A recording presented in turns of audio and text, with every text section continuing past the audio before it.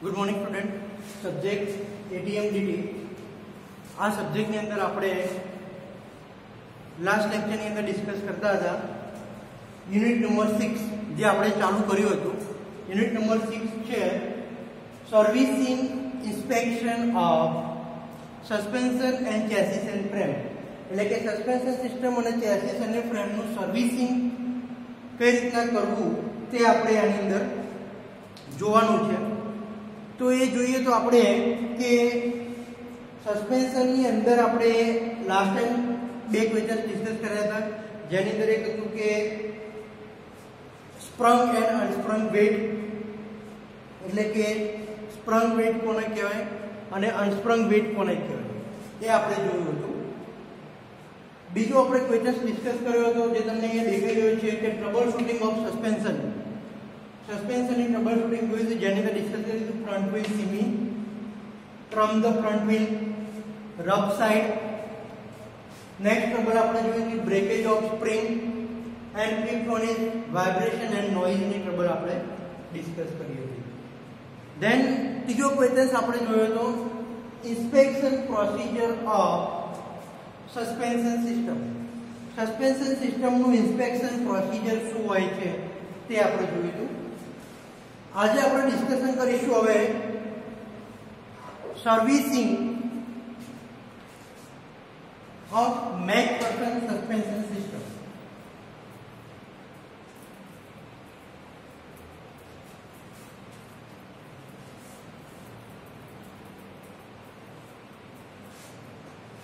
આજનો ક્વેશ્ચન છે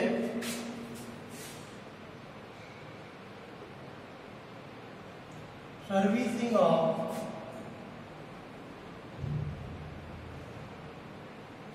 Macpherson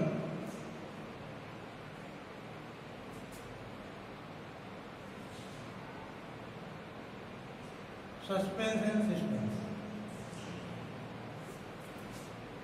you remember that student कि આપણે થર્ડ સેમેસ્ટર ની અંદર types of suspension system study કરી ચૂક્યા હતા, જેની અંદર આપણે જોયું હતું ટાઇપ્સ ઓફ સસ્પેન્શન સિસ્ટમમાં એક McPherson strut side suspension system,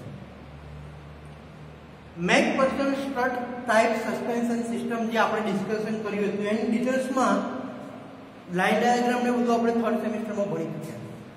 અહીંયા તમારે હવે એનું સર્વિસિંગ જોવાનું છે। તો સ્ટ્રટ બે પ્રકારના હોય છે, મેકફર્સન સ્ટ્રટ જે આવે છે બે પ્રકારના હોય છે, એક હોય છે નોન સર્વિસેબલ અને બીજો હોય છે જે સર્વિસેબલ।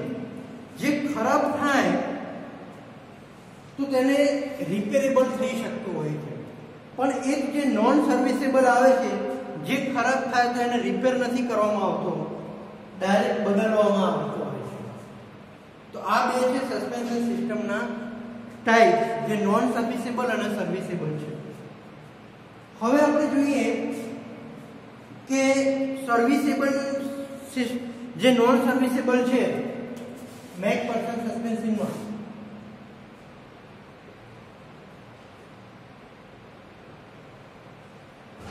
ક્લિયર? એનો તો આપણે કઈ સર્વિસ કરી શકવાના નથી, એટલે આની અંદર કંઈ પણ ડિફેક્ટ થાય નાની મોટી તો એનું ડાયરેક્ટ શું કરાય છે રિપ્લેસ, ડાયરેક્ટ નવો નાખવો પડતો હોય છે। પણ જે સર્વિસેબલ સસ્પેન્શન સિસ્ટમ છે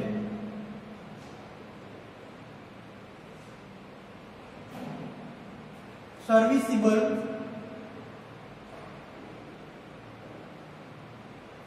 મેકફર્સન સસ્પેન્શન જે છે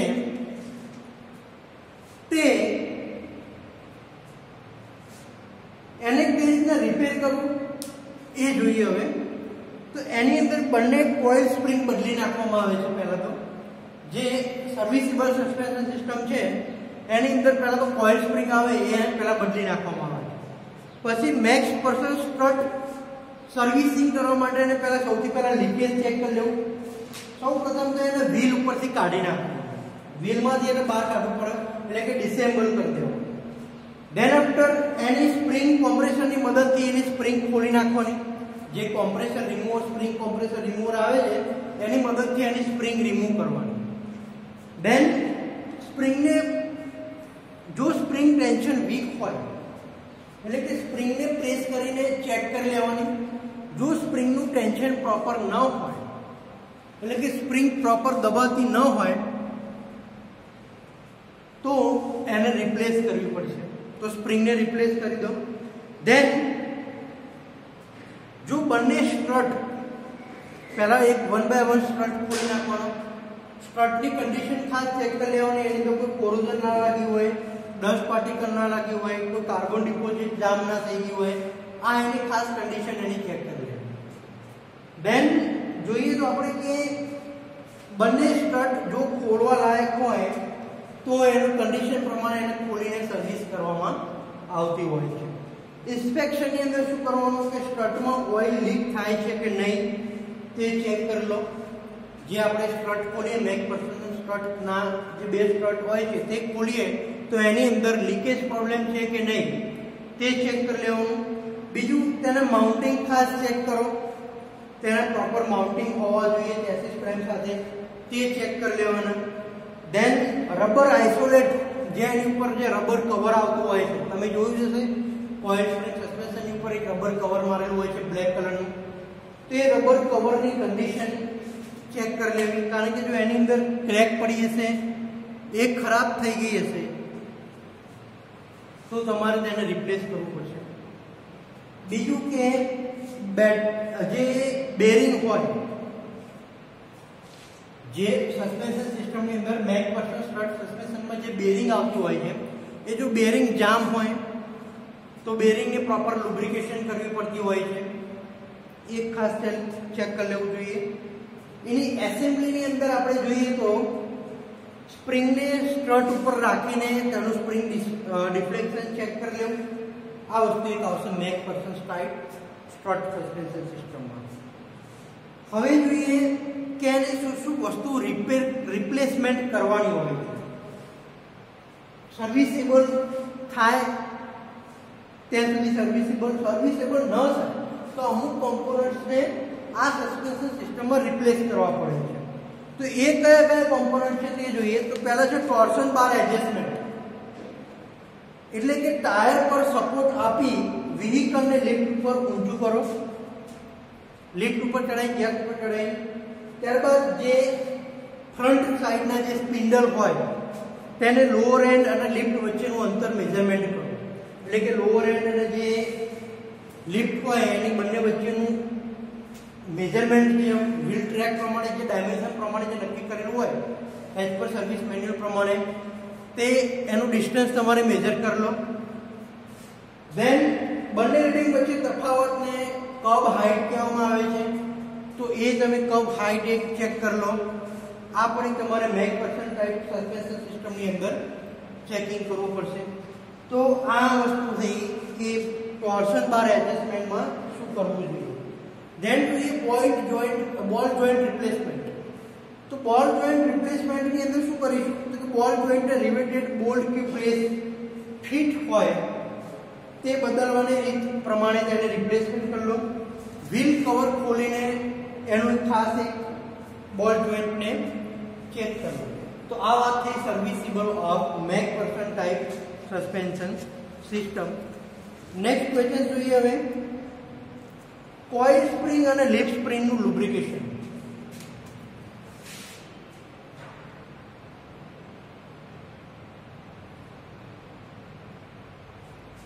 Lubrication of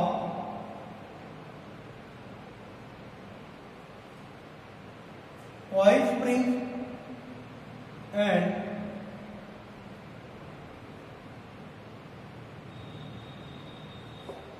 leaf spring. તો લીફ સ્પ્રિંગ અને કોઇલ સ્પ્રિંગનું લુબ્રિકેશન શું શું કરવું જોઈએ તે જોઈએ. સૌથી પહેલા વાત કરીએ આપણે કોઇલ સ્પ્રિંગ.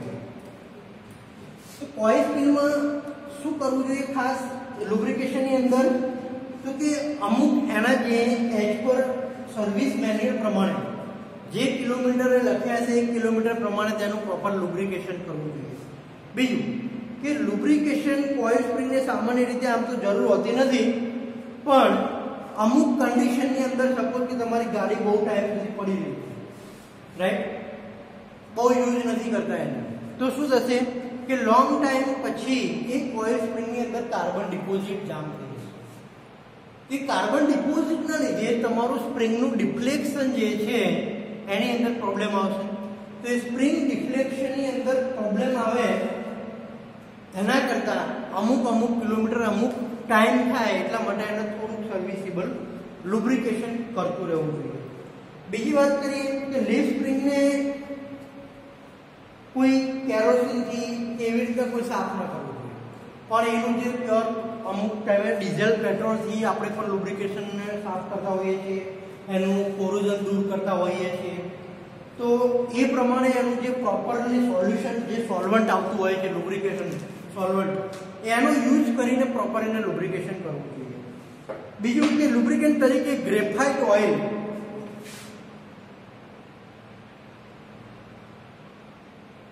કયું ઓઇલ આવશે? ગ્રેફાઇટ ઓઇલનો યુઝ કરવો જોઈએ લુબ્રિકેશન તરીકે. તો લીફ સ્પ્રિંગ જે કોઇલ સ્પ્રિંગ છે સ્મૂથલી ઓપરેટ કરશે. હવે વાત કરીએ લીફ સ્પ્રિંગ.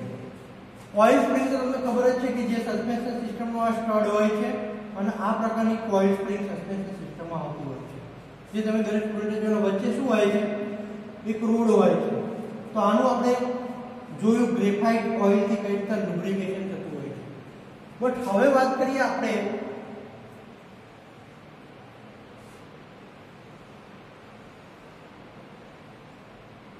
જે લીફ સ્પ્રિંગ છે. તો લીફ સ્પ્રિંગની અંદર આવી રીતના જે ડિફ્લેક્શનના જે પટ્ટા હોય છે, તમે આવી કંઈક લીફ સ્પ્રિંગ જોઈ હશે સ્ટુડન્ટ, હેવી કોમર્શિયલ વ્હીકલમાં પણ તમે જોઈ હશે આવી. હવે અહીંયા સાયકલ લગાવેલા હોય છે, બે સાયકલ વડે ચેસિસ અને ફ્રેમ સાથે લીફ સ્પ્રિંગને ફિટ કરેલી હોય છે. આ છે આપણી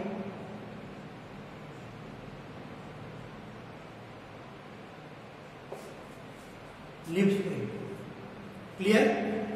હવે આનું પ્રોપર લુબ્રિકેશન જોઈએ આપણે કે કઈ રીતના કરવું જોઈએ.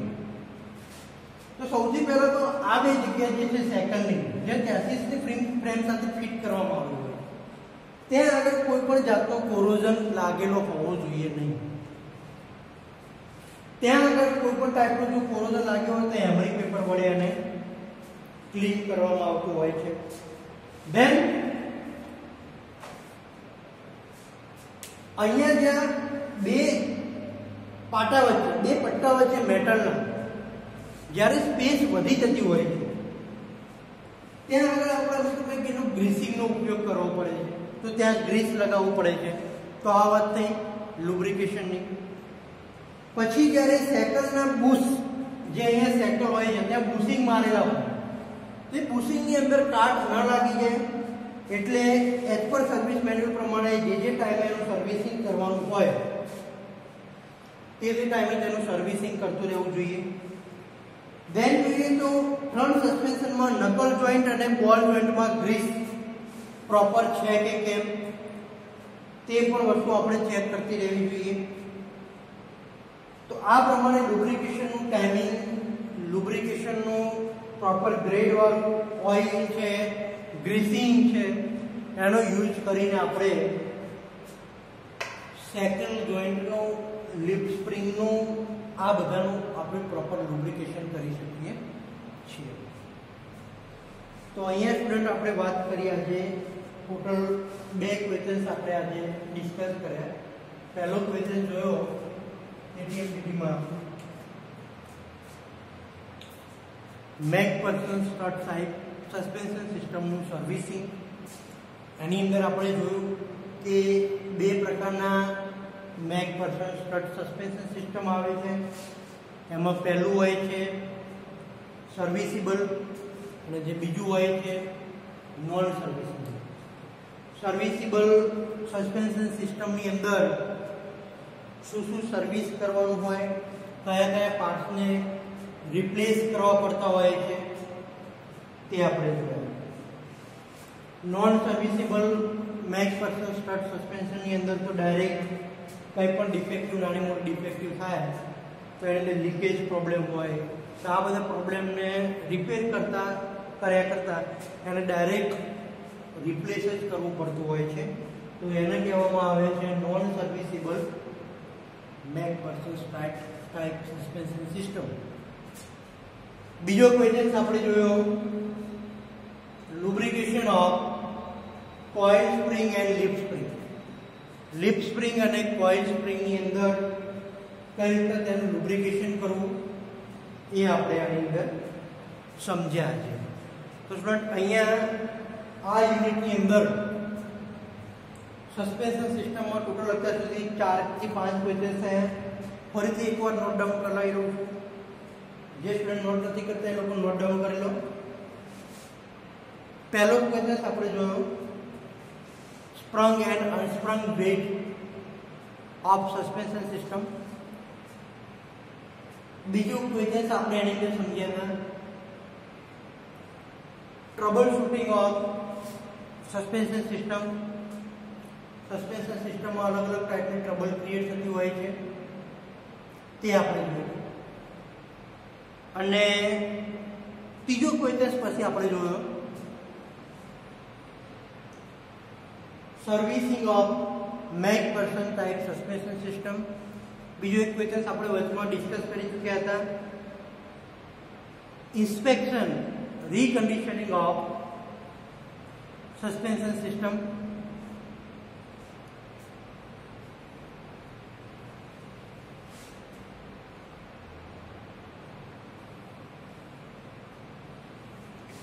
સસ્પેન્શન સિસ્ટમના પાર્ટ્સનું રેક્ટિફિકેશન અને રીકન્ડિશનિંગ તે આપણે ડિસ્કસ કરી ચૂક્યા. દેન આજે બે ક્વેશ્ચન જોયા મેકફર્સન સસ્પેન્શન સિસ્ટમનું સર્વિસિંગ, એમાં બે પ્રકારનું જોયું. અને લાસ્ટ ક્વેશ્ચન આપણે ડિસ્કસ કર્યો lubrication of coil spring and leaf spring. Coil સ્પ્રિંગની અંદર કઈ કઈ જગ્યાએ લુબ્રિકેશન કરવું જોઈએ, કયા લુબ્રિકેશન ઓઇલનો યુઝ થાય છે તો કે ગ્રેફાઇટ ઓઇલ.